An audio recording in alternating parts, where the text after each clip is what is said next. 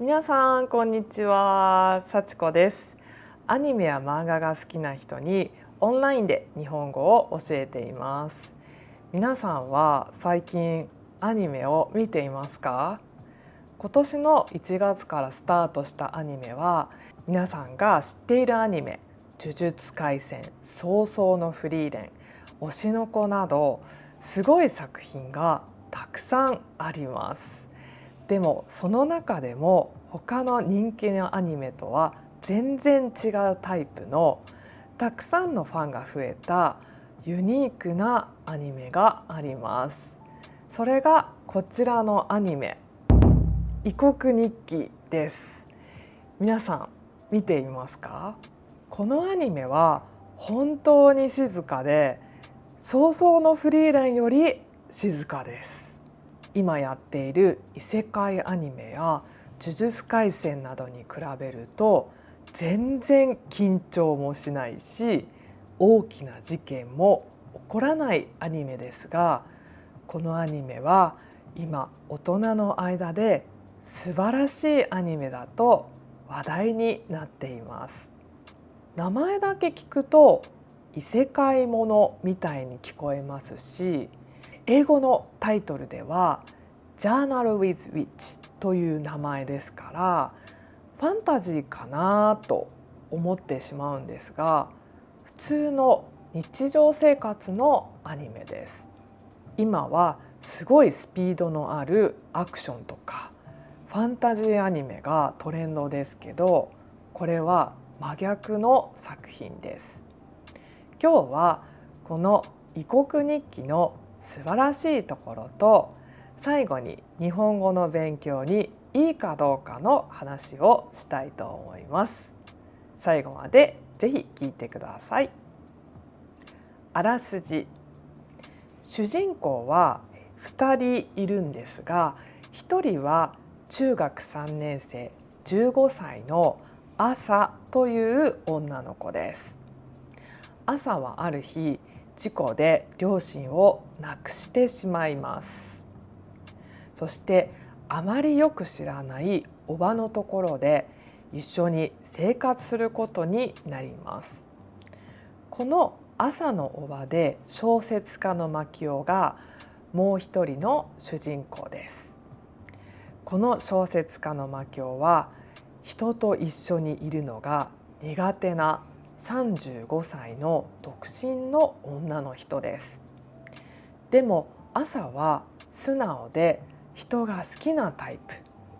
2人は真逆の性格をしています。同じ日本語を話しているのに、まるで違う国の人みたい。最初に朝が牧雄にそう思うのですが、それでこのアニメのタイトルに異国という言葉を使っています。ちなみに異国は普通異国という漢字を使います。だからパソコンで異国と書いてもこの異国は出てこないんですが、こちらの異国だと外国という意味になるので、わざわざ違う国というあまり書かない書き方をして、私の国とは違う知らない国という意味で使っているのだと思います。こんな全然タイプの違う2人の初めての共同生活、うまくいかないこともたくさんあったり、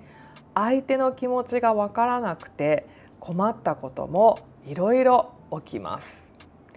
でもだんだんお互いのことが分かって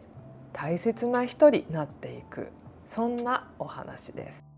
異国日記の素晴らしいところ。これは2人の日常生活の話です。何か怖いことが起こるとか、ドキドキワクワクすることもなく、ずっと静かな感じで話が進んでいきます。でも一つ一つのシーンは丁寧に書かれています。両親が亡くなった後、最初朝はあまり2人が死んでしまったという感じがしないのですが、それが自分の母とは違う牧雄と一緒に生活をしていく中で、だんだん本当に両親がいないことを実感するようになります。その主人公の気持ちが変わっていくところは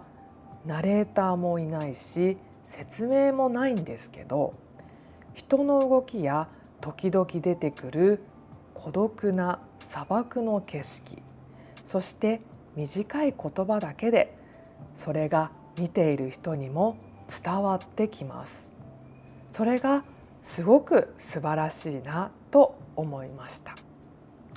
それから普通のアニメはテンポも速くて、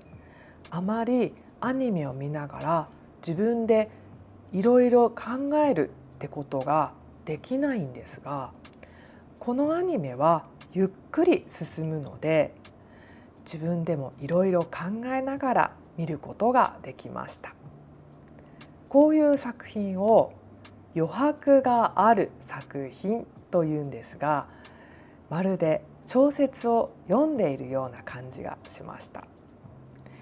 このアニメは原作は小説ではなく漫画なのに不思議でしたね。完璧じゃないキャラクターたち。このアニメに出てくるキャラクターたちは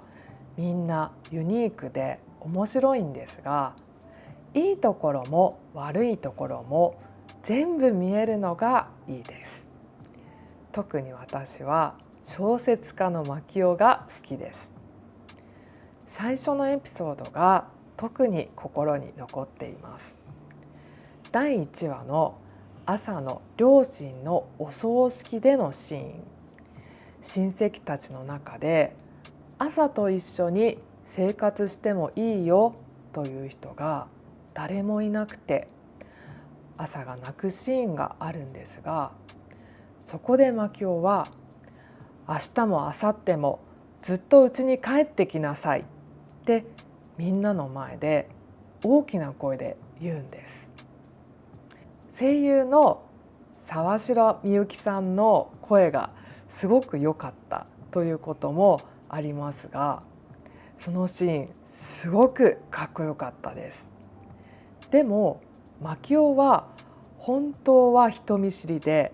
人といるのが苦手な人で、掃除も全然できないし、言ったこともすぐ忘れちゃうし、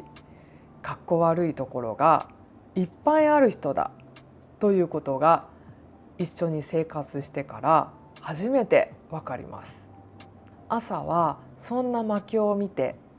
自分でもできる普通のことができない大人もいるんだと気づきます。このエピソードを見て私はちょっと安心しました。大人だからって完璧じゃなくてもいい、そんなメッセージを受け取った気がします。私には娘が3人いて、子供の前ではいいお母さんになろうとしているけど、そんなに頑張らなくてもいいのかもしれない。自分は自分のままでいい、そう思いました。心の薬をもらったような感じです。頑張りすぎている人にはぜひおすすめしたいです。言葉がテーマ。この物語にはいろいろなテーマがありますが、言葉も一つのテーマになっています。このお話では短い言葉で話すことが多いので、無駄なことは言わないし、一つ一つの言葉は深かったり重かったりします。そして牧雄は小説家なので、使っている言葉が時々日常生活では使わない、物語で使うような書き言葉で話すことが多いです。例えばエピソード9のテーマは呪縛という言葉でした。こうした難しい日本語もたくさん使います。高校生になった朝でも牧雄が使っている言葉が時々難しすぎて何を言っているかわからないレベルです。でもこれがまた私の好きなポイントでもあります。難しい言葉、詩のような表現。このアニメはまるで日本文学を読んでいるような気分になります。日常生活の普通の話なのにすごく深いエピソードになるのは、使っている日本語が素晴らしいからだと私は思います。しかもこのアニメの声優さんたちもすごく素晴らしくて、本当に演技が上手なので、一つ一つのセリフが心の中にしっかり入っていきます。深くていい日本語をぜひ感じてください。このアニメは日本語の勉強にいいかどうか。牧雄が話す言葉は会話では使わない方がいいものが多いので、彼女の真似はしないでほしいです。でもこのアニメの、牧雄だけじゃなく、大人が使うセリフには皆さんに知ってほしい美しい日本語がたくさんあるので、ぜひ日本語で聞いて新しい言葉を覚えてもらいたいです。ビギナーの皆さんには難しすぎるのですが、 N1、N2 レベルの人なら牧雄の使う日本語も覚えてもいいと思います。また法律の話があるエピソードはかなり難しいんですが、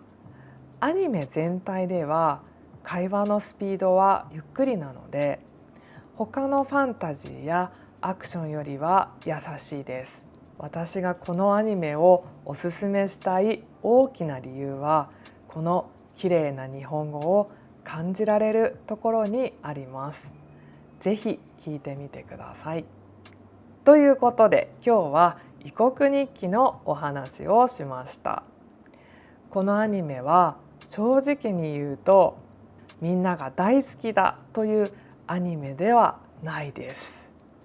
静かすぎるという人もいますし、つまらないという声もあります。多分私も子供の時にこれを見たらそんなに面白くないと言ったと思います。でも一つ一つ丁寧に描かれたシーン、人間らしいエピソード、小説のような余白、深くて短い美しい日本語があって、他のアニメとは全然違う良さがあります。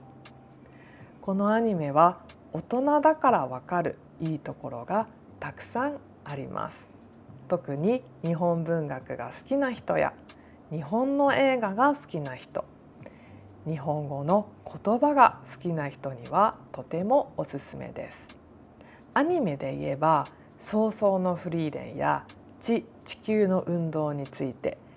バイオレット・エヴァーガーデンも言葉がテーマだったり人の心の動きが丁寧に書かれているので、これらのアニメが好きな人も好きかもしれません。あとは人間関係に悩んでいる人、自分はこのままでいいのかなと悩んでいる人にはいいメッセージをもらえると思います。気になった人はアニメでも漫画でも、アニメじゃないんですが映画もあるのでぜひ見てみてください。このチャンネルではアニメや漫画について優しい日本語で話しています。今日はいつもよりちょっと難しい言葉を使ってしまったんですが、皆さんがもっとアニメや漫画を楽しめるようにお手伝いできたら嬉しいです。それではまた。